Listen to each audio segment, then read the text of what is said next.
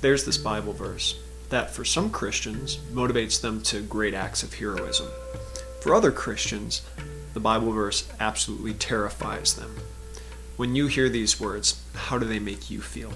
Paul writes in Romans chapter 5, "We glory in our sufferings, because we know that suffering produces perseverance, perseverance produces character, and character produces hope."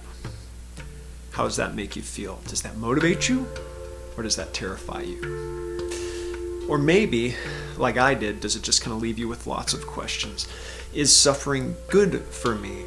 Is suffering necessary for my faith? And does this make suffering good? And is he saying that for me and other people to get character, to become more virtuous, somehow I have to suffer? I need to suffer? How does that work?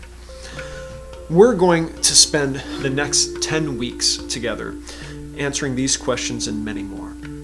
We're going to learn how God makes Christians anti-fragile. Anti-fragile is the opposite of fragile. Fragile things break under pressure. Anti-fragile things actually flourish under pressure and stress. They actually get better under harsh circumstances.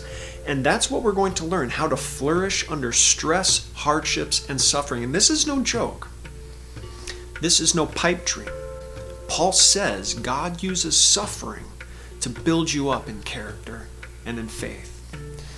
In The Anti-Fragile Christian, I'm planning on walking us through what's called the theology of the cross, and how Christians ought to think about virtue and how to grow in that virtue under our crosses. So join me in our study, The Anti-Fragile Christian, how God uses hardships to develop virtue. Live every Thursday, 7 p.m. For the Zoom link, go visit St. Paul's website at stpaulottawa.org.